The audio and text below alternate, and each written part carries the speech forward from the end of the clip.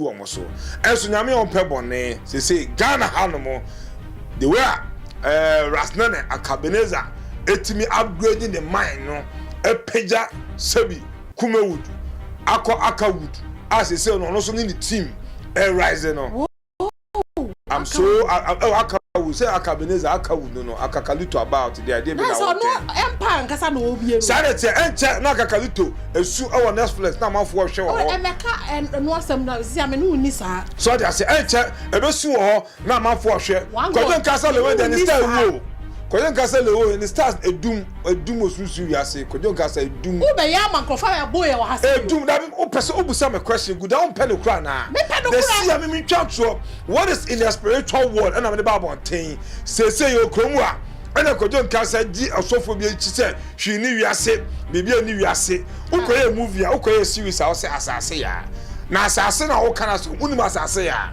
asase ya unim ahohom apempem a omone asase ya unim ahohom apempem o mukita asase ma asase be asase ya ema wujira so etotomane se bibia ni wiase Kodwo Nkansah we free system ni mu ka hu bie se no Akabeneza na wo so Rasnane na ewreni enche na another star so apie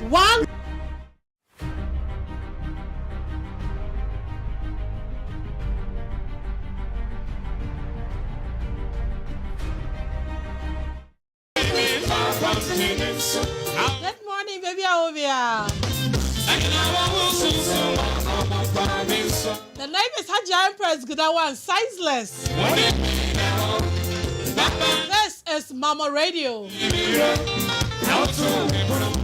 that means I'm not dorsal. And I always said, Maswa, we are so home. I had gear, but I check who here be a frame. And I'm sending my one God on that. My friend, now to tell me when I Tonga Befie, a cabefie. One fat play tickets now. Daddy look, I say, Kwame Eugene and the successor. What are you talking about? Do you want to know? And some bebre shisham.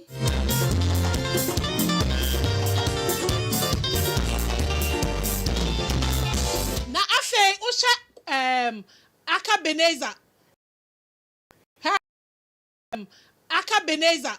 Na usha Lilwin. Why na se sia okura Kumawood ejuma no why na okura mu why na raise flag na to ho no obiafa. Hey, obese be ka kire o bete. Yakoma wan go na kwaba. Ai, ono wa bre ma force na no aba me pem ho asem. One God in the building. I'm out kid. Again. Yeah. Oh, say, who offend a was canting on Crawford Musica, who did Jessica? Also, that's how almost can be a sort of that. Present, you did Jessica. I'm out for the I'm out kid. I'm out kid, the patch or no, say, Sika Boa, Kodwo or take it more be out for the dink or Jessica. Now, I'm out kid, but now how Sako Manchan and the voice. Who name the voice? Obi audio mouse for scabra near the koha. What are you talking? What are you saying? I'm out kin akwaba. Good America. And then where you dear? I met Tom. Good America, no. One God, but Toby na in Shiramra be with come on, ya mistress na atofo somra. Amen. Ye pensa manfo ye peni pankasa. No mo tua cash and carry. Sanity ye free ye twemo yesu di. Amen. Sanity. Me fa chakese Mama Radio ahwefo ene atiefo around the world and in Ghana ye. The nation here and ya tenase. Chakese bi enkoma o mapeni akufuado ono wodom the MPP kuo enchemo du so enkoma sankofa John Dramani Mahama ono wodom the NDC kuo asofo amwo Ghana ha na konfo na densifo na the nation here. Chiamu na chakese enkomo mu na pepepe. I am the seer of this generation and I am the seer of the century. And I am the only seer who dining with the moon and the sun. The only seer who knows what happened in 72 hours. 24 hours belongs to God. the university about Copenhagen, spiritual checkup. I tell to say your picture and your name. That is all. You send it to my WhatsApp. Whatever is going on from your family side or whatever is going in your life, no, will let you know. Sharp. No one also why they what 200 more years why they at a year. Join the perfume world. Join the perfume world. Come and say, Ubia Jalia offer perfume, Kakra Englishum, na offer a mompaye. Na you are done, na good luck, any favor, any opportunities to intimate and locate you. Majority done with poverty, bad luck, disappointment, and promise and fail. And my brabon is sad. So join the perfume world and live long, and join the perfume world and be successful in life. Join the perfume world so that favor will always dine with you in life. Good idea na ekoso. Na one God, obi afa ni plane, efi baby ofi, na si oba be tu tonga. Na alpha our papa se soforo, waka ko tu ni padefo. Ama e ka be fi o. Se si aga na ye de ka o because o si ye na se guda oni tua se enya ade a asofo betena kuromu ase sebi shagi tete sebi sugar tete and shagi tete abayi sugar titi alpha Ghana mebru abra whatever eti the alpha hour asofo no every year you know ya ade say otimi tu omofo e ka be fio say na akwano tablet change obi say sebi oni be me sia no ho ma na je chichira babedino ese chichira babedino e ka be fie wan God o na abedi uda me da alpha hour ya ade so tu nkola ne fo sanity pani wo fie aye pani tire fie ma sedia de emfo enti wa ya de say or stepping in awo tu sugar tete fui na abayo no so mate say na restaurant mogu no ano mogu no eno ti say ya no be ye abayo abre ne ho abi restaurant say ade bi no ye na anya mo ko no na abayo tini mawremu ebie ade afama fo kese djuma na yese ayi social media lawyer yi aja boso ya makore it say atone djuma ni mu o sa ne branding no nanka e good sa ne port no nanka e branding keke but say good we are living in a century world job so hu no the youth will show you this time around show you job so hu no they will let you see it. Why must they close her? I don't know what you say no. Eti eno ama waye idol. And I say that never finds work for the idol. Silence here. There's a chromo say nkola ne bob na mpenifo no kokra ni penifo Bible teacher so mutu kwan ne nkrase no ma. Akole bi adwuma na se nya ode ye no se nya mutu no aduane keke no aduane no ye se close ni da na ye me ya pa. Afi bona ka me kwa san kwan kra mi ko du se close ka on betie ka no omun bi da bi ye ka wasem bi do benya kwa kan wasem why ya do e bi say obi atwe ne be me fi America ebe bu ni sisi egu mi afi na mutu nefu afi na mutu nefu onye adwuma ho ye sisi a enti no ada ho ye some koso kromo asofo nka empelifo nka omehwe ne hwe han na me social media na manfo kire o madwen na ebisu ka abayisem na ebi ka musosem se youth no dia pa no munye okromu a eje na youth no munye sisi a bi ejuma na mafulosi ana mo twese kan ana munye die adai good idea enko yesem so ye beba ho me say ayi Kwame Eugene that the Lumba say ne successor na say Kwame Eugene onyiye na be dey no succeed that the Lumba good we are say empenifo say ade a baby openimo be gina nani ebeto no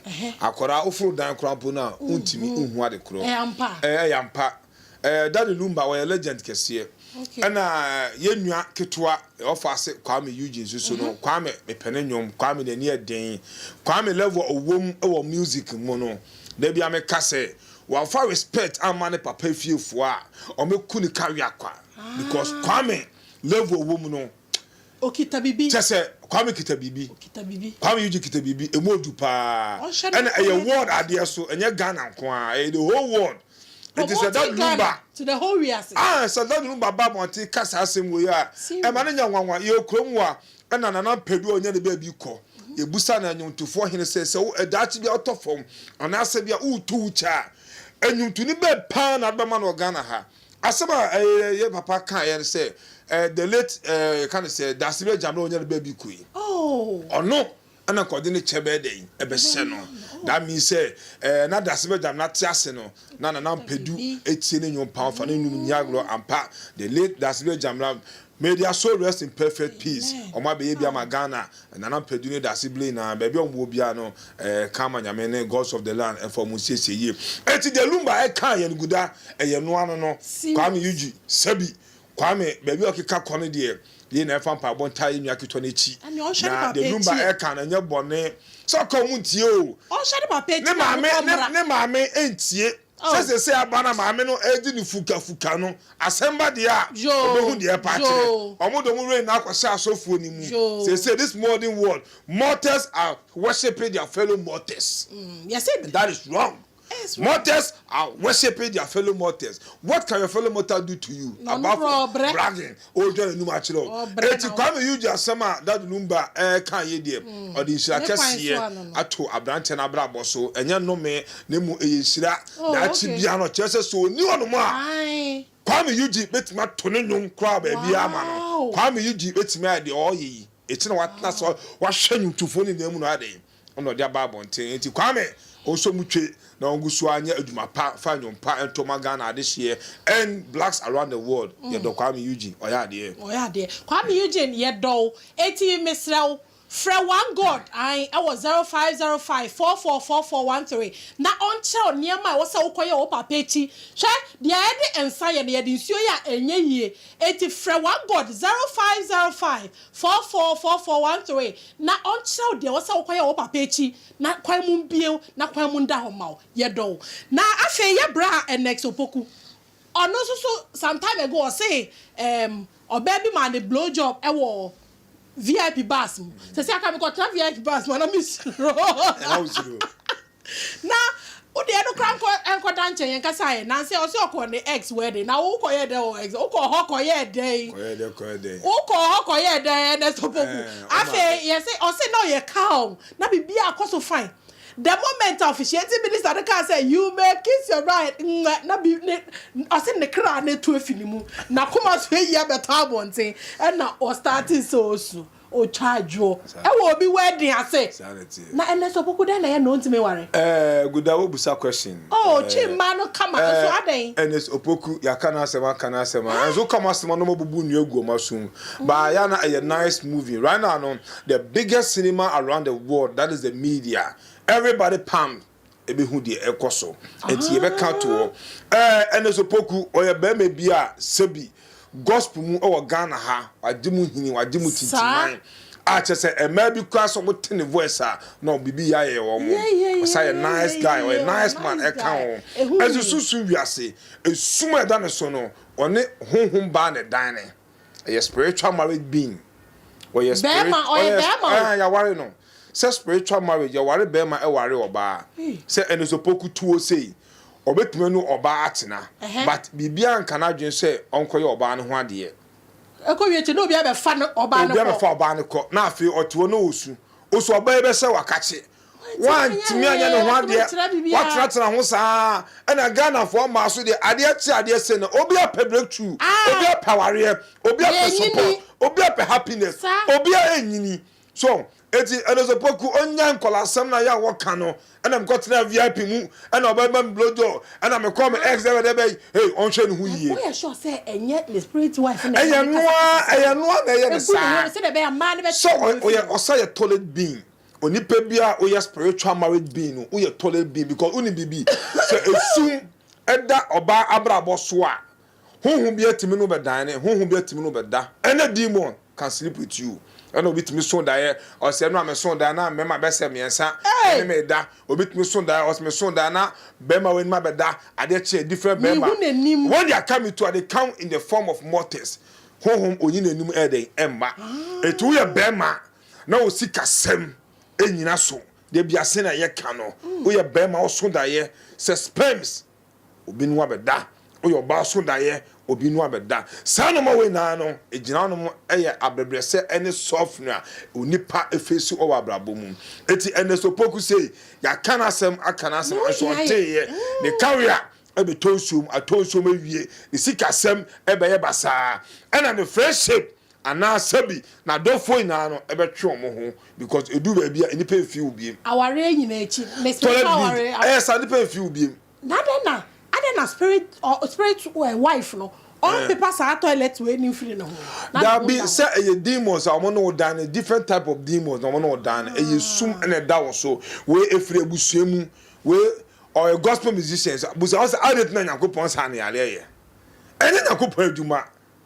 That is the gods of the land. They are behind you. It is over tenacity so now the praises akobabi not forget it the amamre wasa wo ye dia and ye say na okan no de de ensa eye no udi nsuo ye a enye yie ensuo ne sanso mo se ensuo bia ne de any the taste enti ene stopoku onjai sa no ma na wo ye no ma ebu emla ne ho na no otochi oba bi o US ye so koware ano no odo oba di agro no je oba no wansa betena Ghana ha.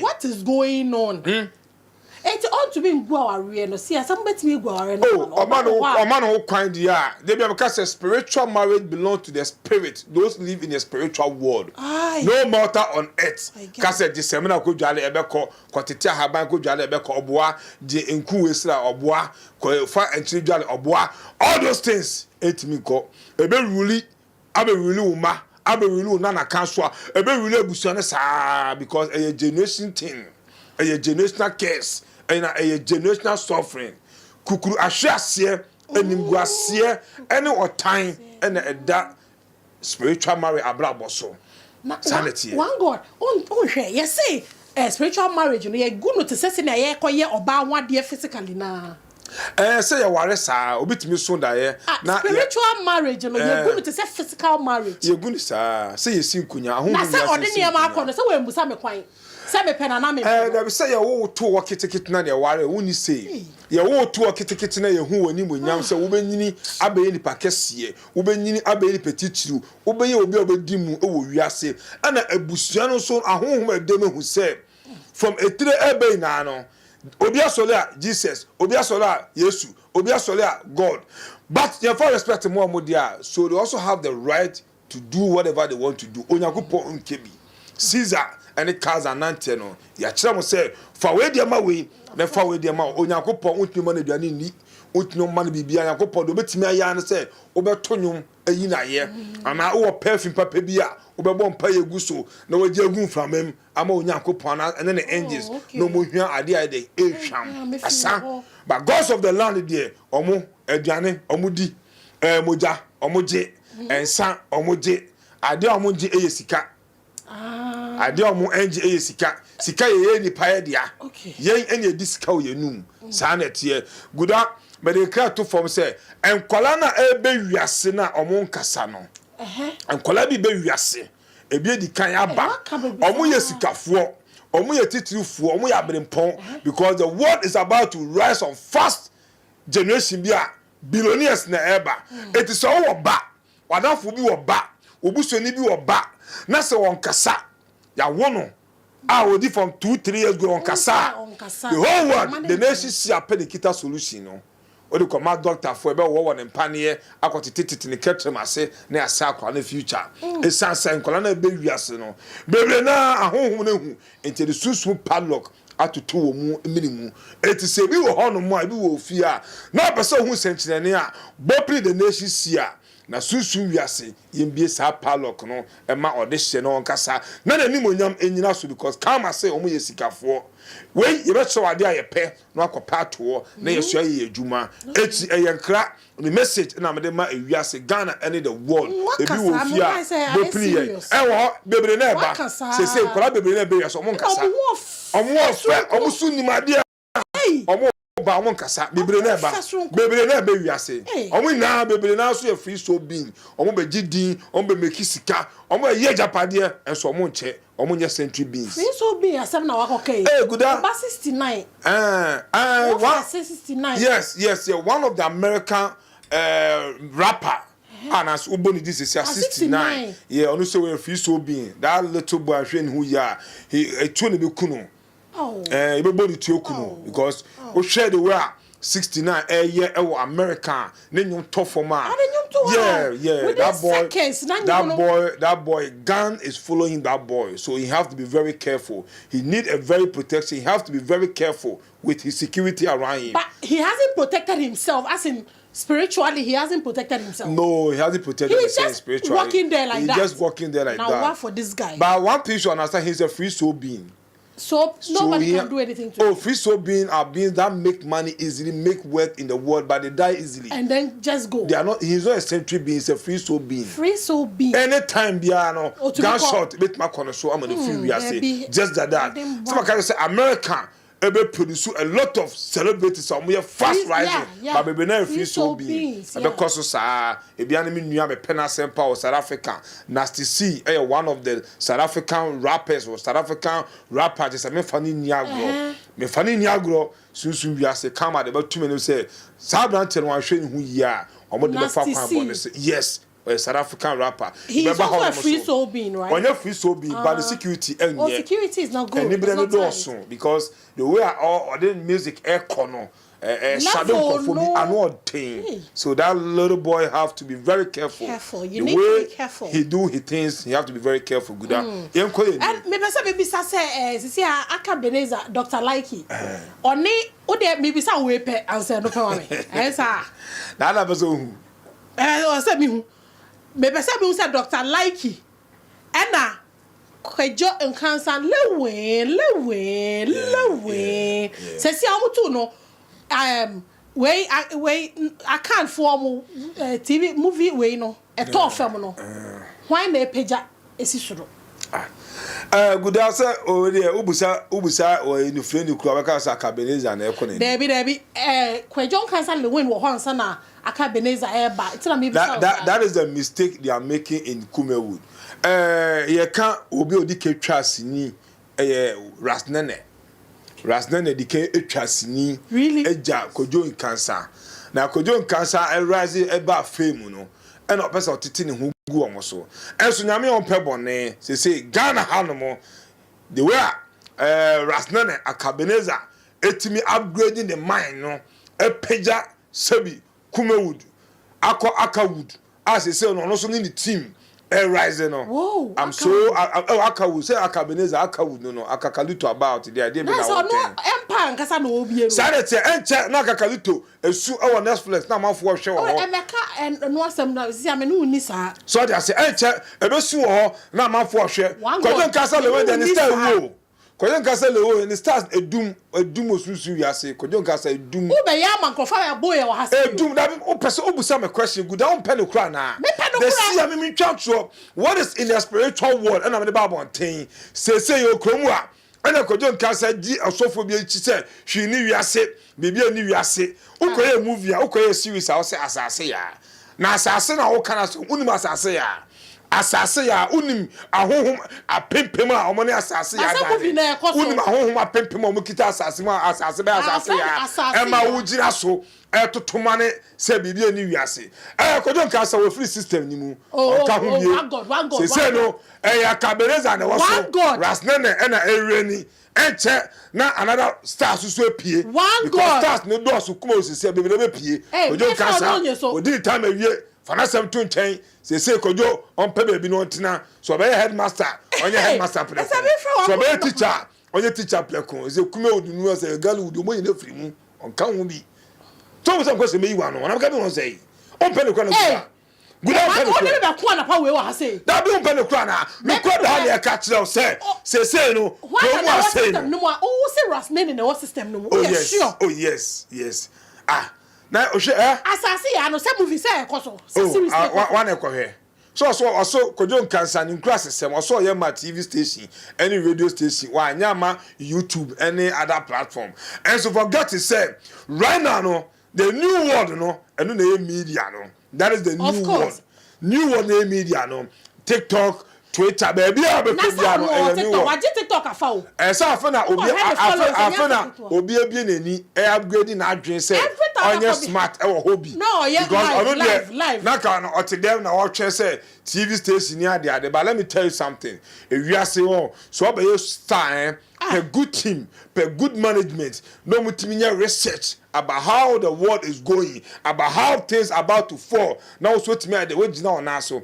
Now person kwadi wa dream eye bibia kwadi aguda you will fall without knowing say you what falling. Eti Kodwo Nkansah there the star a doom on your star beam or your star one god they said you can't akabeneza na ereni osusu wiase na eba land so so rasne na ereni rasne na so pe banbo aba the same rasne na snow akabeneza no I said dini dosun akabeneza rasne na akakalito so be ka oni na ono a na akakalito na den apocalypto a movie be a buy and ono wa branding there what sample na ye ne there about local mu akakalito buy nice o share the wa oh my share me follow omo de bia and I appreciate Kabineza and the team ni na no and the management o ma ya there omo timi agbedu so agbedu adwen anything how can say no I was so agbedu adwen say ewiase adane Kodwo Nkansah se kana dwe soa anase kane nyansa wanima me kasikitacho enka tama obeye star didi no enka sharp other say South Africa anase Nigeria obe collaborate with those kind of people no my day I started moving and can move because I go try na Kodwo ye gate ma kwapo keke kwapo na wa hete Ghana eswa Ghana kitu bi population in Ghana ye no so mu na boje osu asika se ngwa na benya eno na enche na ye celebrity so mo top mo no mo sese no because film na munya no within Ghana here enko ba bia na Ghana so hunya be funu Ghana for say pe one city ko bi anyi be hwew one city obi anfa ma obi eye o de wan go eti we de me twa so wo ho ba me cho de akoso sia wo industry why asamba ko eye o de eye ni me ko ha na nkofo so frefre me say tintan like almost one na ma plain place na tintan e cross yo mo e na me say e cross wa fasem na oru enimu ene tin e ka say Africa no cobwebs ne doso they say tintan na sanity entifa perfume good soup in jale oni pe bia tintan e cross o your bar o your bema e ya bebre se disappointment promise and fail bad luck and they do it o to ade aye nto ofiri ade wontimi ntua obi ka so be che ade onfa ma ejuma kwapo koye kwapo wa wodu obra koye ejuma kwapo no ye ntua ma ye be twa so peso pe na asesi kana ma eti entintan no one of the biggest problem blacks face in Africa. Tina Kama say everybody should join the perfume world for perfume goods to be jolly. Na susu wiase no. Sa entinta no enfiri ho. Na entinta guda say furu wa sate say cross wa na cover wa o your bar wa rate me crash. O finance me crash, o duma me crash, o friendship, o family mu na no, o time e be down must no nyu obi ahwe ne time kwa. Efuru say wo to na efuru e manche sa na be furu. Sanity tu no man cross so sanity e cho say eka ebusuo na obedemu no eka da ebusuo ni mu Jews woman so mutua e ma gods of the land in the family na generation upon generation na eba no sa cobwebs no entimi ade amanchire wo mo no man ko face hardship in life o man ko face disappointment promise and fail and assume pains ni tears and ebe koso ama wo mo enti we die oni pe bia wo hwe na esisia especially the TikTok stars now around the world and in Ghana everybody should make sure that whenever you are bathing put perfume in water to bath with it pray over the water pray into the water speak into the water we are na fejale oni pe bia wo ye adwuma baby on bia fire na de wo mkwapo say physical esesi ho no na spiritual say my body no good scent good smell just say your brother ahofe wu ye just like that sanity just like that sanity it's majority of the stars they will rise to fame but how they can maintain the fame and live on earth and live for long and enjoy life that is the problem. So the gods of the land, we should always remember, say Africa is different from America, Europe, and the rest of the Asia country and UK. Utabu for Africa and compare baby I want assassin a one assassin the same assassin but difference they we should respect that. It's a before yanko etuguda finally your time in and fa perfume you should not for end the enjale and for calling him guda TV3 presenter we Penasempa Giovanni Giovanni otu anamo na sunsun wi ase ato yare ama no se sa yare ni pia e be affect ne career ne bibia because o yare ontimi kwa adwuma o yare e ka na bebo o yare ontimi nya hwe e da sunsun wi ase e be pia bonten e to ombomodin na otu anamo e ho odin pa ye hu na e ka otu anamo e be boa ye penasem enye se o maye nchen no pa no Nkansah po betima de etu na anamo aye de akonanim guda fraud boys ba benya eye kese e wo Ghana ha sunsun wi ase chairman be the form enti fraud boys benya eye kese eye a obe feel sad e be trendy wo Ghana ha pa but nobody can stop it because e confirm in the spiritual world asofo so benya eye kese e wo kromu ya ni nada sunsun wi ase we na wo ka asofo so de o mabata fraud boys de no e wo ho ombenya yi asofo de munya bibi mfa ho asofo de etimi nya bia mfa mo mpaye because good that sunsun wi ase na me de me kan o afuna ebe pia baland ama media no e de aba bonti na obi ati bi na obi aye de akobi etimi kan say ya na se me na me kan na mu e da sunsun wi ase and the lord of karma atam e de abram say na ebesi ye kase bibi osi a na ye kase bi ase bi ye Ghana for na emom no de da sunsun wi ase ye de ba se won ti ase dia ene ohwe program aye nya opportunity ti mu ye na busam ye good that was so honomo yo into that's the final words my final words no yeah that's it I pacho se onim se opes nsema one god kan ye no wote ho asem bi wo mu a mesrew fre 0505444413 ka kire kama president se wote ne nka ewo